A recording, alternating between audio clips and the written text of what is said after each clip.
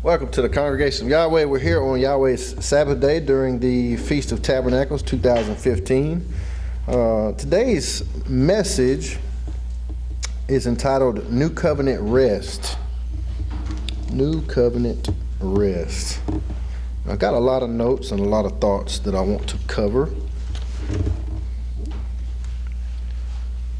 But first, just a glimpse at what we have going on during the feast days. From the first month to the seventh month,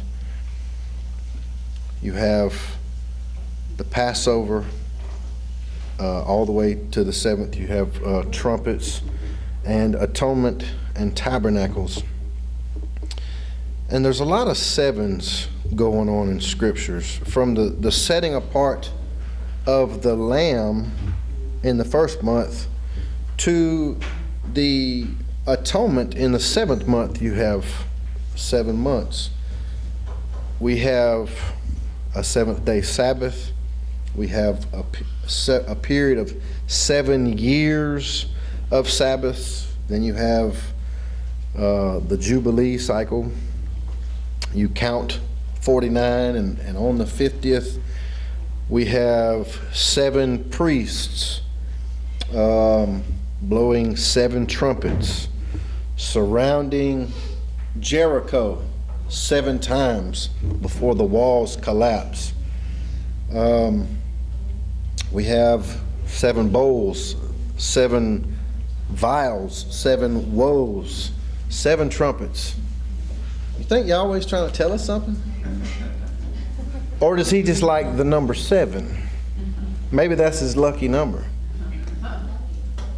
Or maybe there's something deeper, and maybe it's something for us to search out and meditate on.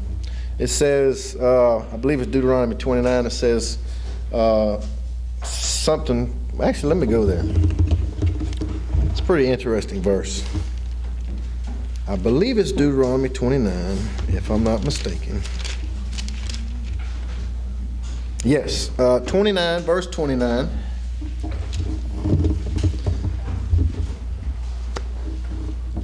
The secret things belong unto Yahweh or Elohim, but those things which are revealed belong unto us and to our children forever, that we may do all the words of this law. That's a good one, but that's not the verse I was thinking of. But there's a verse that says it's something about, it's the glory of Yahweh to conceal a matter, but the honor of kings to search it out. And I think that there's a lot of truth concealed in the scriptures. And it's not really hidden, it's just there for us to look for it, to find it. But for a long time, even in the older rabbinical writings, they saw the 7 days, or actually 6 days of creation and the 7th day rest, as an allegory for man's life on earth. And they actually had it mapped out. There will be a time of man, a time of Torah, a time of Messiah, and a time of rest. And I'm paraphrasing all that, of course.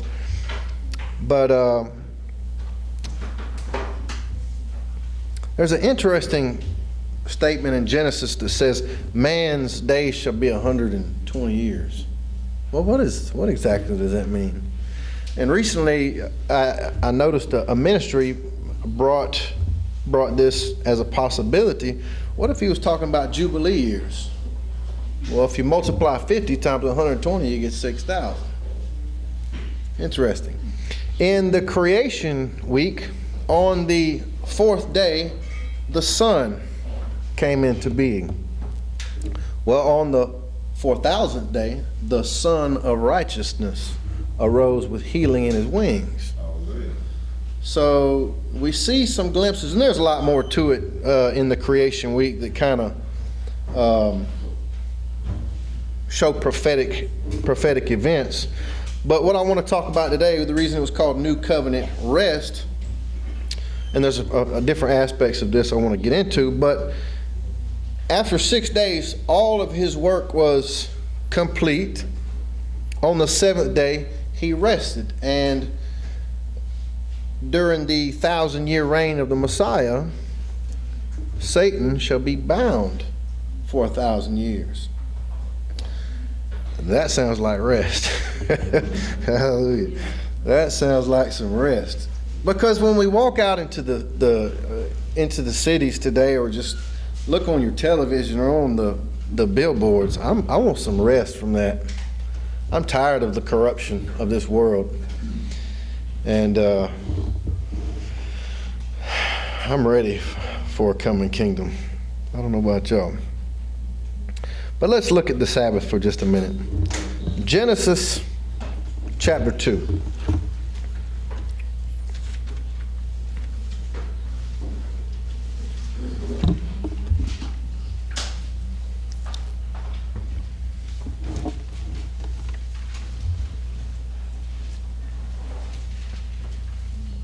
Genesis chapter 2 and verse 1. Thus the heavens and the earth were finished, and all the host of them. And on the seventh day Elohim ended his work which he had made, and he rested on the seventh day from all his work which he had made. And Elohim blessed the seventh day, and sanctified it, because that in it he had rested from all his work which Elohim created and made. So from the very beginning, he blessed this day, and that word sanctified means set apart for holy use. So the seventh day was set apart for holiness, for separation. Well, when our Messiah comes, he's also going to make things holy. He's going to make things right and give us rest. But from the very beginning, this day was blessed. Now let's look at Exodus chapter 20.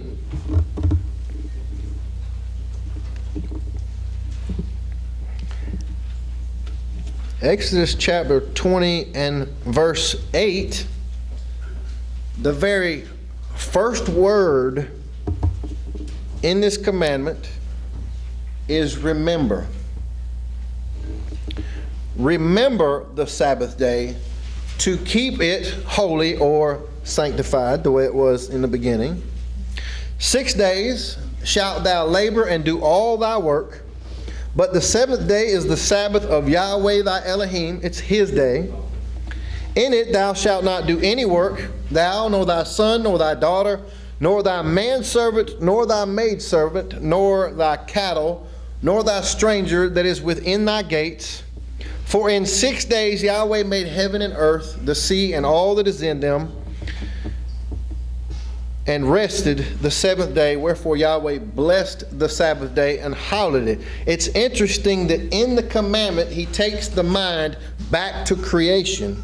The purpose of the Sabbath day takes us back to creation, and he tells us that it is blessed and that we're supposed to remember to keep it holy. And I'm not gonna go there. Everybody knows the verse, but Mark 2:27 says the Sabbath was made for man. Well, when was the Sabbath made? What we read so far, creation week. The Sabbath was made at creation, and it was made for man. It didn't say it was made for those poor Jews that were in bondage to it. It didn't say that it was just for a certain time period. Well, let's find out how long the Sabbath was supposed to last. Exodus chapter 31.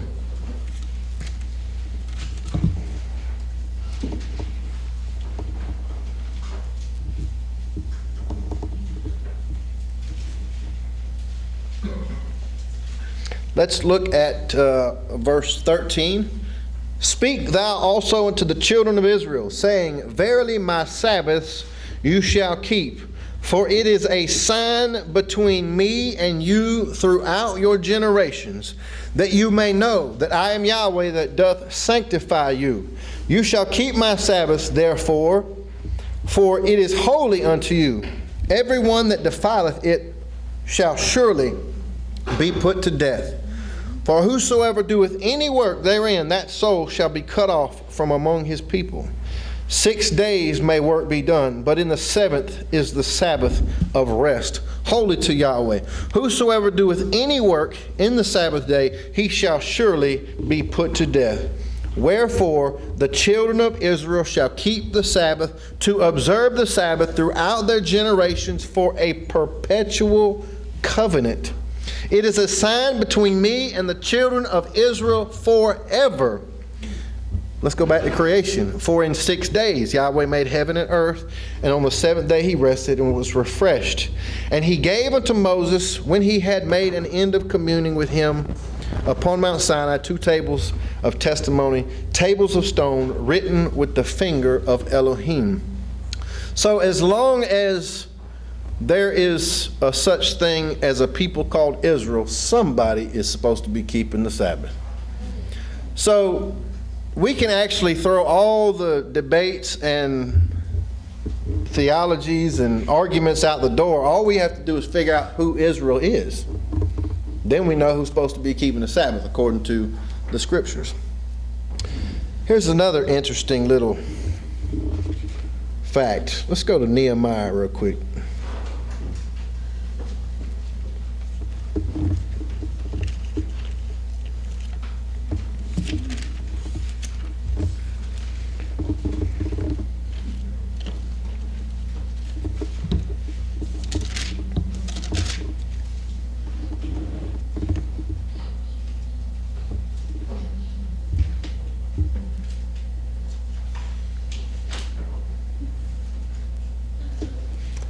Chapter 9 of Nehemiah.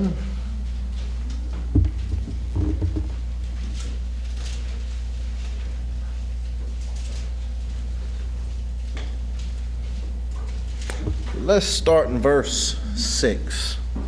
Nehemiah chapter 9 and verse 6.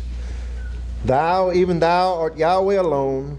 Thou hast made heaven and heaven of heavens with all their hosts, the earth and all things that are therein, the seas and all that is therein, and thou preservest them all, and the host of heaven worship thee.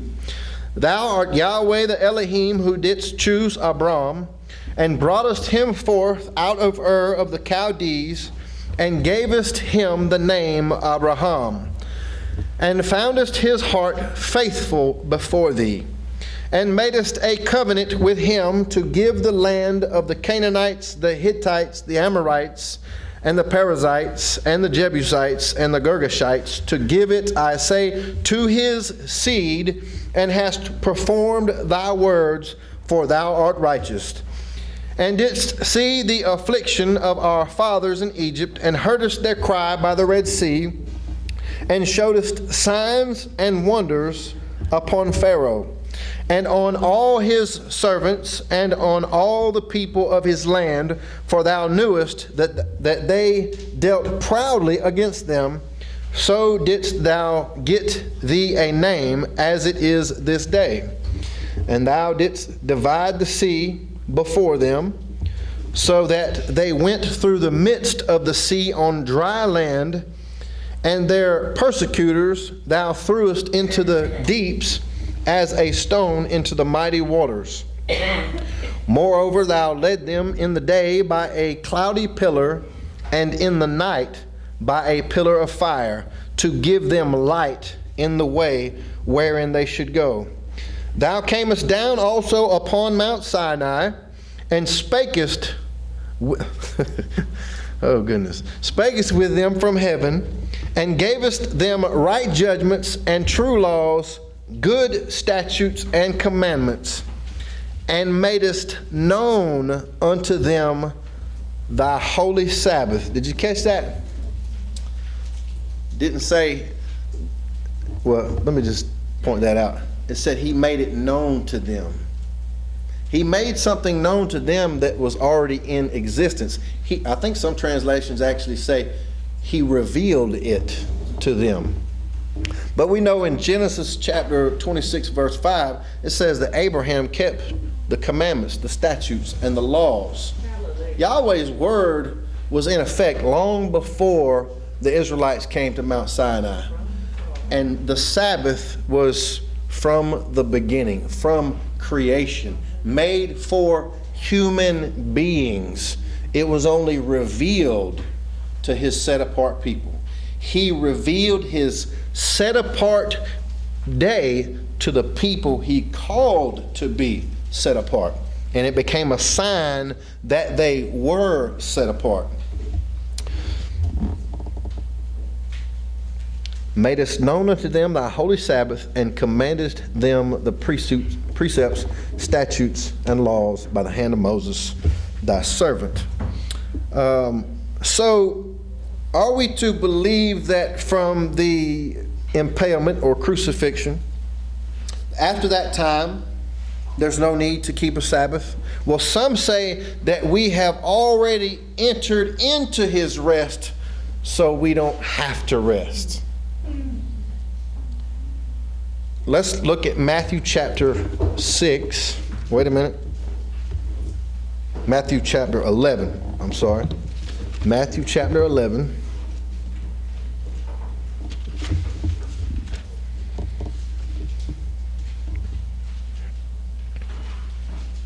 And verse 28, come unto me, all you that labor and are heavy laden, and I will give you rest.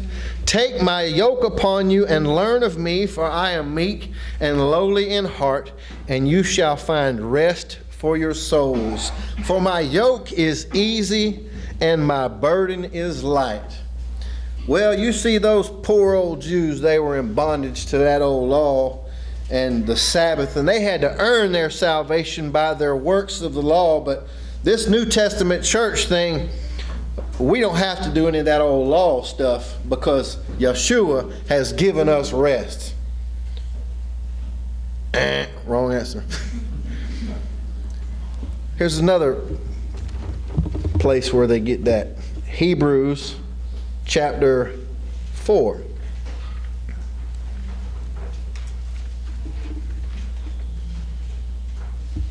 Now, we already read that the Sabbath was from the beginning, and it was revealed to a people who were called to be set apart, and it was a perpetual covenant to be kept throughout their generations forever. Now, the Bible that I read says there's no difference between Jew or Greek, bond or free, male or female, for we're all one, and we've all been invited to partake of one covenant, one people, one way of life. Okay, so where does the Sabbath in Israel fit into this picture? Well, the olive tree is Israel. The nations were invited and called to come in to covenant. Let's look at Hebrews chapter 4.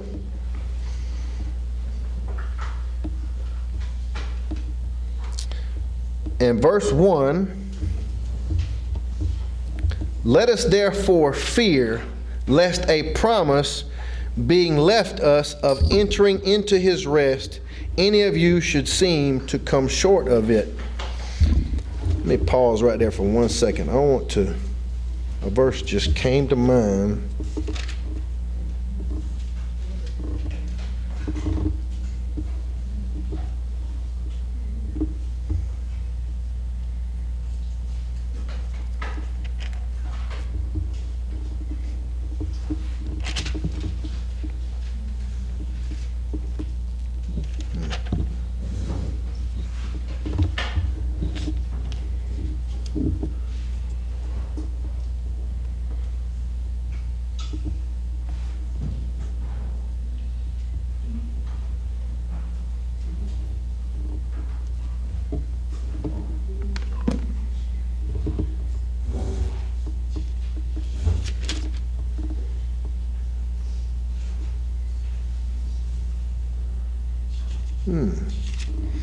I apologize. I'll come back to that in a minute, but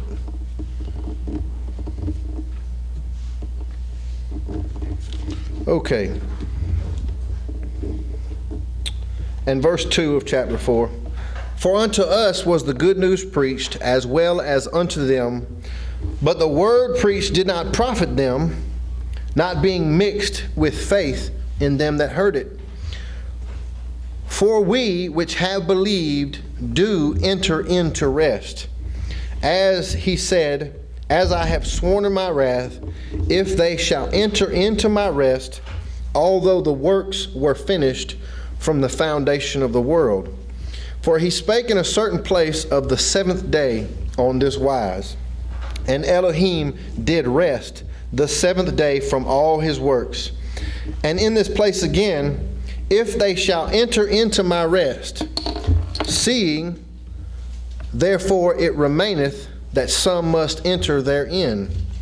And they to whom it was first preached entered not in because of unbelief. Again, he limits a certain day, saying in David, today, after so long a time, as it is said, today, if you will hear his voice, harden not your hearts. For if Joshua had given them rest, then would he not afterward have spoken of another day. There remaineth therefore a rest to the people of Elohim. For he that is entered into his rest, he also hath ceased from his own works, as Elohim did from his. Therefore, let us labor therefore to enter into that rest, lest any man fall after the same example of unbelief. Now, the previous chapter gives us an example of not entering into his rest. Let's back it up a little bit.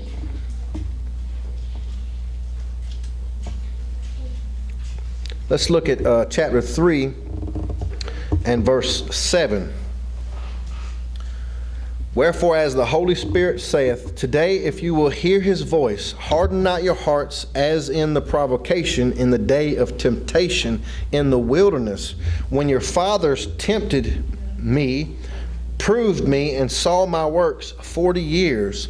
Wherefore I was grieved with that generation, and said, they do always err in their heart, and they have not known my ways. So I swear in my wrath, they shall not enter into my rest. Where did that generation not go? Into the land. That was the rest he was talking about. Into the land of rest. Now, what are the prophecies saying that the Messiah is going to do? He's going to bring the people back to the land. That's part of the new covenant. One second. There's a lot of verses that we read about the new covenant, and we see glimpses of that going on right now, but there's a rest portion of it that we missed. I'm going to go to Ezekiel chapter 36.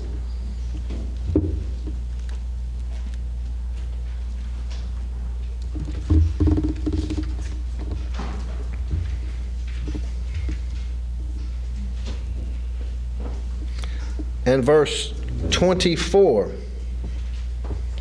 For I will take you from amongst the heathen, and gather you out of all countries, and will bring you in to your own land.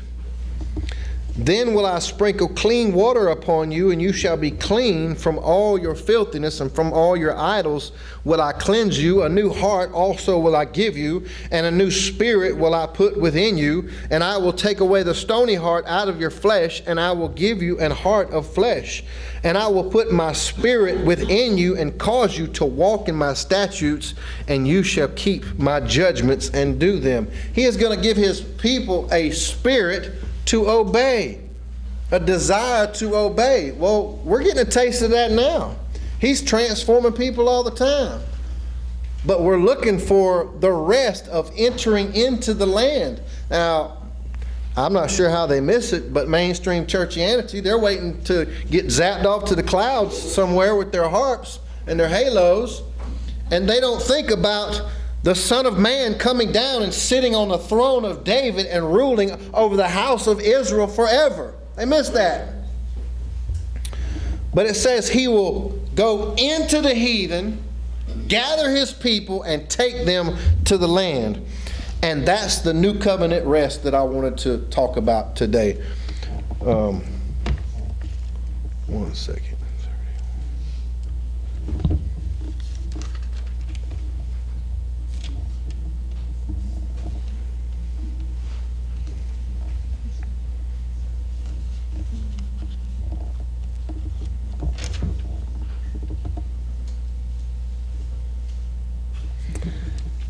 Let's look at Genesis again.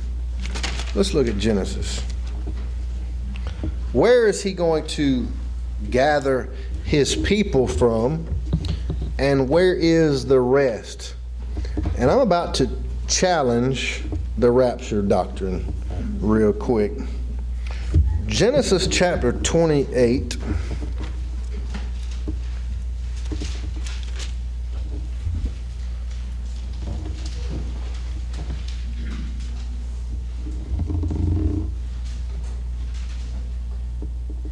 Let's look at verse 13 of Genesis 28. And behold, Yahweh stood above it and said, I am Yahweh Elohim of Abraham thy father, and the Elohim of Isaac. The land wherein thou liest, to thee will I give it, and to thy seed. And thy seed shall be as the dust of the earth. And thou shalt spread abroad to the west, and to the east, and to the north, and to the south, as dust. And in thee and in thy seed shall all the families of the earth be blessed. Now, the way this was accomplished, of spreading to the west, the east, the north, and the south as dust, as numerous as the stars of heaven and as the sand of the seashore, those people were dispersed. They were dispersed to every nation under heaven. And Yahweh said, a time will come when I'm going after my people. And the way the people were called was he called everybody. Those that have ears to hear, let them hear. Let's look at Isaiah chapter 11.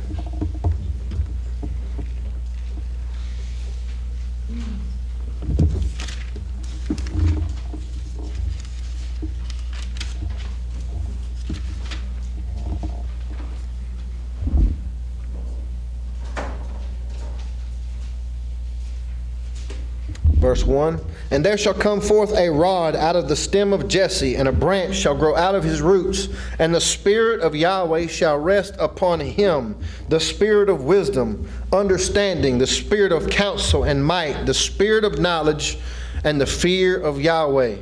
7, and shall make him of quick understanding in the fear of Yahweh, and he shall not judge after the sight of his eyes, neither reprove after the hearing of his ears, but with righteousness shall he judge the poor, and reprove with equity for the meek of the earth. And he shall smite the earth with the rod of his mouth, and with the breath of his lips shall he slay the wicked. And righteousness shall be the girdle of his loins, and faithfulness the girdle of his reins. The wolf also shall dwell with the lamb, and the leopard shall lie down with the kid, and the calf, and the young lion, and the fatling together, and a little child shall lead them. And the cow and the bear shall feed their young ones, shall lie down together, and the lion shall eat straw like the ox, and the suckling child shall play on the hole of the asp, and the weaned child shall put his hand on the cockatrice's den. They shall not hurt nor destroy in all my holy mountain, for the earth shall be full of the knowledge of Yahweh. That sounds like you don't have to teach any man his brother or his neighbor, saying, "Know Yahweh." As the waters cover the sea, and in that day there shall be a root of Jesse, which shall stand for an ensign of the people, and to it shall the Gentiles seek, and his rest shall be honorable. And it shall come to pass in that day that Yahweh shall set his hand again the second time to recover the remnant of his people, which shall be left from Assyria, and from Egypt, and from Pathros, and from Cush, and from Elam, and from Shinar, and from Hamath, and from the islands of the sea. And he shall set up an ensign for the nations, and shall assemble the outcasts of Israel, and gather together the dispersed of Judah from the four corners of the earth. Okay. He's going to gather the remnants of Israel and Judah from the four corners of the earth. We saw that the seed of Abraham would be dispersed north, south, east, west as the dust. Let's look at a couple more verses here. Let's look at Luke chapter 13.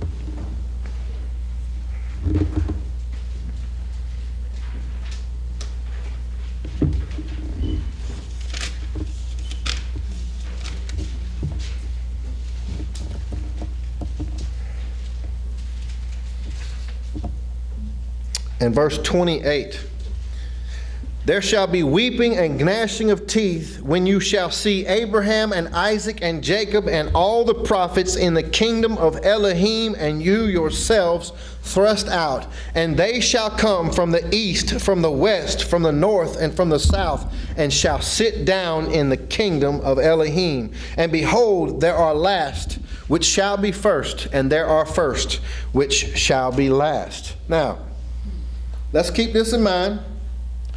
There will be a gathering from the four corners of the earth. A gathering. Now let's look where the false doctrine is creeping in. Let's look at 1 Thessalonians chapter 4.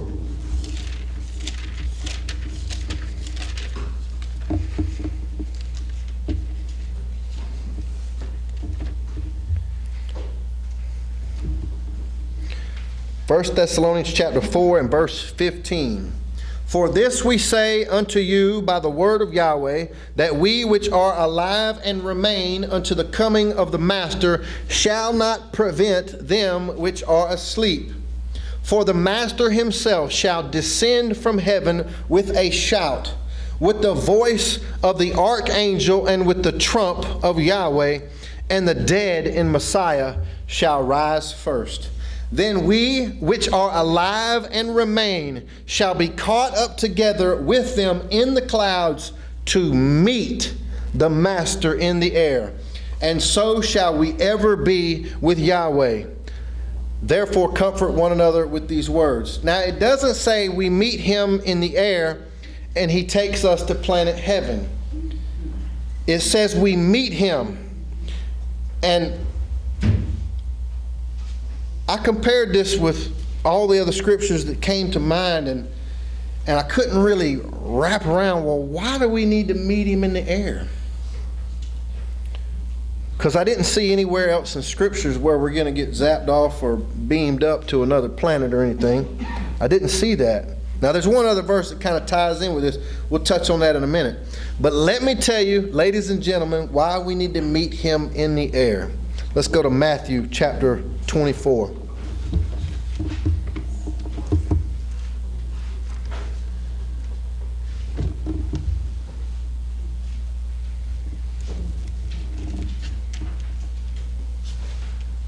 Now, in the third verse of Matthew 24, it says, and as he sat upon the Mount of Olives, the disciples came unto him privately, saying, tell us, when shall these things be, and what shall be the sign of thy coming and the end of the world, or the end of the age?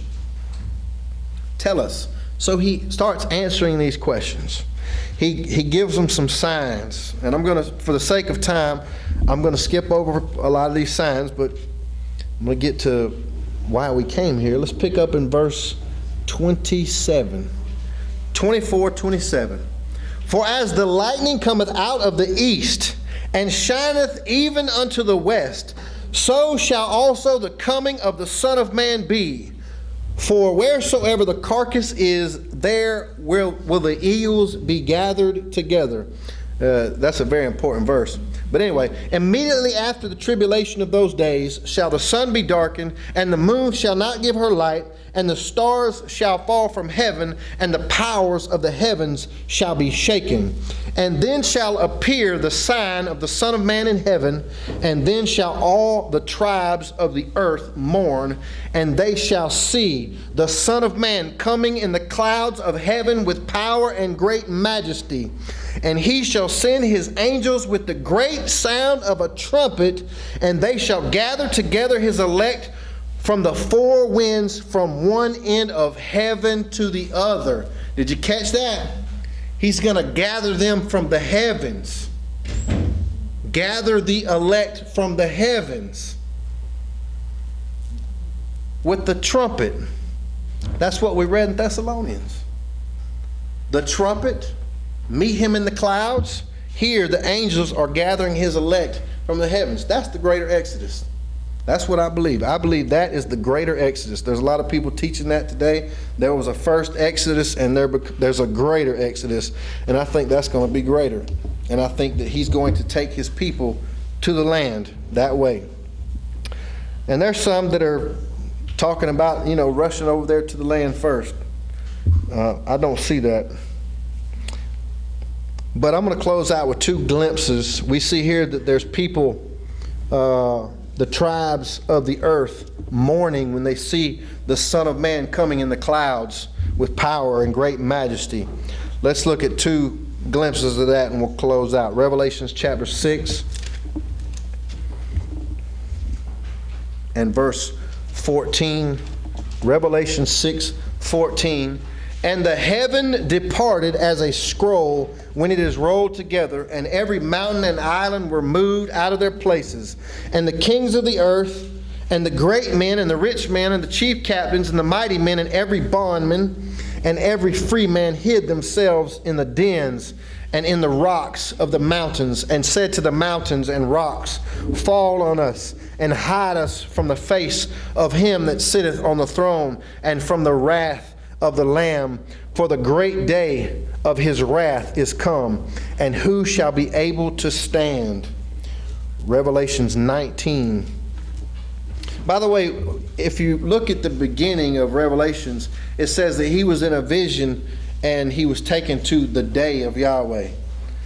And it is believed by some, and I myself believe, that millennium, that 1,000-year reign, is the last day. Peter said, a day with Yahweh is 1,000 years, and 1,000 years is as a day. So the 7 days of creation, 7,000-year period, the day of Yahweh is the last 1,000 years.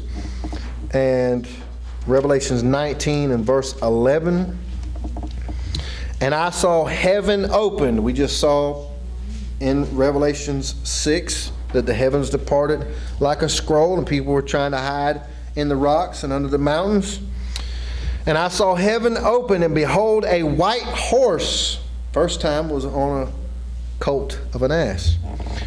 And he that sat upon him was called Faithful and True, and in righteousness he doth judge and make war. His eyes were as a flame of fire, and on his head were many crowns. And he had a name written that no man knew but he himself. And he was clothed with a vesture dipped in blood. And his name is called the Word of Elohim. And the armies which were in heaven followed him. Remember the angels we just read about gathering his elect? Followed him upon white horses, clothed in fine linen, white and clean, and out of his mouth goeth a sharp sword, that with it he should smite the nations, and he shall rule them with a rod of iron. This is back from Isaiah chapter 11. And he treadeth the winepress of the fierceness and wrath of El Shaddai. And he hath on his vesture and on his thigh the name written, King of Kings and Sovereign of Sovereigns. And I saw an angel standing in the sun, and he cried with a loud voice, saying to all the fowls that fly in the midst of heaven, come and gather yourselves together unto the supper of the great Elohim, that you may eat the flesh of kings, and the flesh of captains, and the flesh of mighty men, and the flesh of horses, and of them that sit on them, and the flesh of all men, both free and bond, small and great. Now, here we have a picture of the Messiah returning and the fowls of heaven eating the flesh. Now, just for the sake of time, I don't want to exhaust myself or anybody else in here. That verse that I said, where the carcass is, and I said that's an important verse. The same story is over in Luke. If anybody wants to cross-reference that, it's Luke 17, 20 through 37. It says, there will be 2 in the field. One shall be taken, the other shall be left. 2 at the mill. One shall be taken, other shall be left. 2 in the bed, so forth and so on. Well, they incorporate that into the rapture doctrine. They think that we're going to get, the one that's taken is zapped off to planet heaven, and the one that's left, oh, well, they're here to suffer the tribulation and go through the wrath of Yahweh. But the reason that doesn't fit is when he said one shall be taken and the other one shall be left, the disciples said, where? They asked the question, where? Well, we don't need to know where the one is left because he already said in the mill, in the bed, in the field. He's asking the one that's taken, where are they going? And he said, where the carcass is, the vultures shall be gathered. The one that's taken is taken to the fowls to eat their flesh. I don't want to be taken. I want to be left. But I look forward to a coming kingdom.